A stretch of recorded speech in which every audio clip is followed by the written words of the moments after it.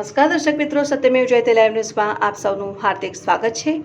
વડોદરા શહેરના પૂર્વ વિસ્તારમાં આવેલા બાપુ તળાવ ફરતે લાખોના ખર્ચે તૈયાર બગીચો અને તેના ફરતે વોકિંગ જગ્યાએ લાઇટો બંધ હોવાથી લોકોને તકલીફ।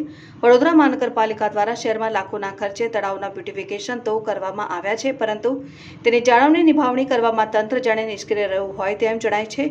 શહેરના પૂર્વ વિસ્તારમાં આવેલા વાઘોડિયા રોડ સ્થિત બાપુ તળાવ ફરતે પાલિકા તંત્ર દ્વારા તૈયાર કરવામાં આવેલા બગીચામાં આસપાસના લોકો સવારે અને સાંજે વોકિંગ માટે આવે છે। સાથે જ હાલમાં ઉનાળામાં વેકેશન તથા ગરમીથી રાહત માટે નાના બાળકોથી લઈને યુવા યુવતીઓ વડીલો અહીં બગીચામાં તથા વોકિંગ માટે આવે છે, પરંતુ અહીં ગુરુવારે રાત્રે બગીચામાં તથા તળાવ ફરતે મોટા ભાગે લાઇટો બંધ જોવા મળી હતી।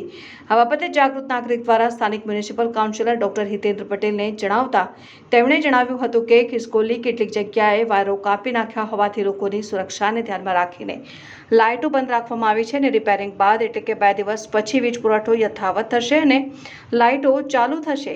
અહીં તળાવમાં જળચર જીવો, સાપ વગેરે હોય, અંધારામાં બાળકો રમતા હોય કે પછી બેસવા માટે આવેલ લોકો, ચાલવા માટે પણ આવતા લોકોને કંઈક કરે તો જવાબદાર કોણ?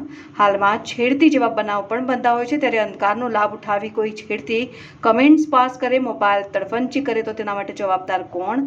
શા માટે આ દરકાર તંત્ર દ્વારા ગમચેતીના ભાગે રાખવામાં આવતી નથી, તે મોટો પ્રશ્ન છે। નમસ્કાર દર્શક મિત્રો, અત્યારે હું આવ્યો છું બાપોદ ગાર્ડન પાસે। વડોદરા મહાનગરપાલિકા દ્વારા બાપોદ ગાર્ડન તૈયાર કરવામાં આવેલું છે અને અહીં આગળ લાખોના ખર્ચે બ્યુટિફિકેશન કરવામાં આવી છે। સાઈડમાં લાઇટો લાગેલી છે અને લોકો સવારે વહેલા અને રાત્રે 10 વાગ્યા સુધી અહીં બગીચામાં આવતા હોય છે।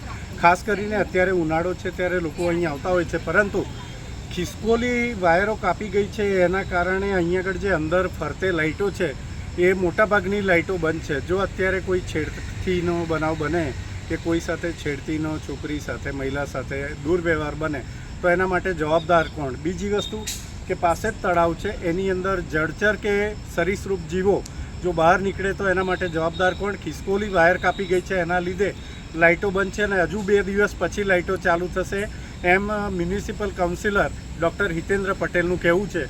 તો અત્યારે આ જોઈ શકો છો મારી પાછળ કે અત્યારે તમામ જગ્યા પર લાઇટો મોટાભાગે બંધ છે। લોકો વોક કરી રહ્યા છે, બગીચામાં પણ લોકો આવ્યા છે, નાના બાળકોથી લઈને મહિલાઓ, મોટા લોકો છે, યુવતીઓ છે।